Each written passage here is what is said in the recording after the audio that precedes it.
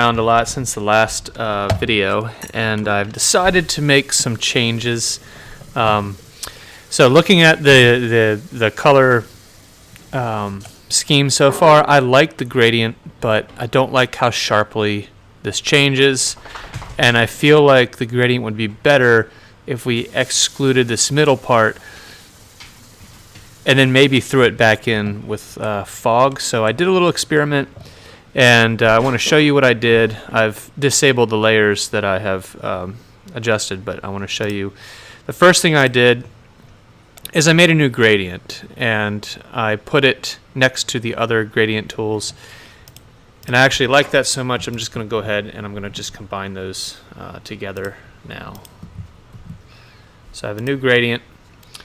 And the next thing I did after getting this gradient is I decided that I wanted to change the color of all of these layers. So to do that, I went in and turned each of these groups into file layers themselves. So to show you how to do that, you have a group here, like the ground group, for example. If I wanted to change the colors to all of them, I could just right-click and hit Convert to File Layer, and then just make sure that I save that correctly as a KRA.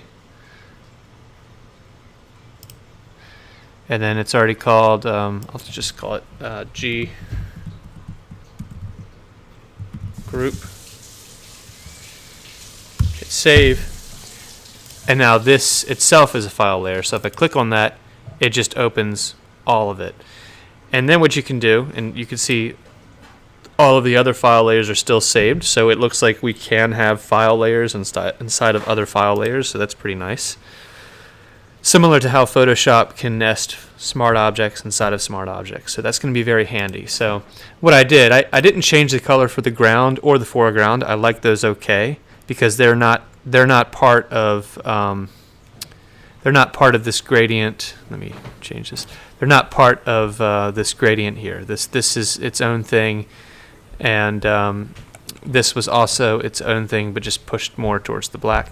So I didn't bother changing these first two, but I wanted to change the rest. So what I did, and I'll show you the. I'll start with the background, or no, I'll start with the midground group here. This group right here. I just made that file layer, and then I made another layer, and I just painted over it. So I just got the fill tool here, and I just painted over that. Now later, I'll have to make some changes to this because I'll have to go in and I'll actually have to change the original block itself. But that's fine. Doesn't really matter. I can always undo this later, but I just wanted to see if it would work. So this is just me testing really quickly if new colors work. So again, I just made a brand new layer, and I'll just show you how that works. Actually, it's easier if I just show you. I just make a new layer. I just hit F for fill. I fill it in, and then I just inherit alpha, and now it's got a new color instead of the old color, and that way I can test. Oh, what have I done? Did I do that wrong? Am I tripping? I guess I had the wrong color. No, I guess it's right. Okay, well, whatever. So yeah, there's the new color. Oh yeah, that's right. I forgot I've already reverted this back. So you can see that looks really kind of weird with these other colors there, but don't worry, I changed those too. So stay with me. So then I went into the other group, and I changed that too, and I'll show that now. And I changed this as well. And I'm just going to save those out.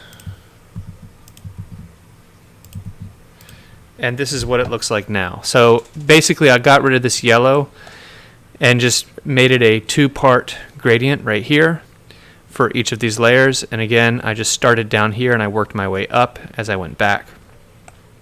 And this is producing just a two-tone gradient instead of three. And it looks a little less interesting right now, but then I added some fog. So usually how I add fog is I make shapes like this, and then I will fill it with some sort of color, maybe white, and then I will Gaussian blur it and do all this fancy stuff. But just to see if it would work, I just got a brush. Krita has really good brushes. I really like this one here. It looks like clouds, so you can just really quickly paint clouds with it. So you just get that paintbrush tool, and I'll show you. Let's see. I'll show you the first. Well, I'll just give you an example. So right in front of this group here, you can just start making a fog. But I actually want the fog to be this middle color or something around there. Yeah. And so I just start putting that in. You can just sort of make them look like clouds pretty easily with this brush. That one's kind of ugly. And then you can fade it with opacity until it looks kind of cloudy. But I already did that, so I just want to show you by enabling them. So here's the clouds for that layer, and I really faded it down. And then I just made, and they're not clouds. I should be calling them fog. So I'm going to call this foreground fog. And then I made I guess this would be a ground fog.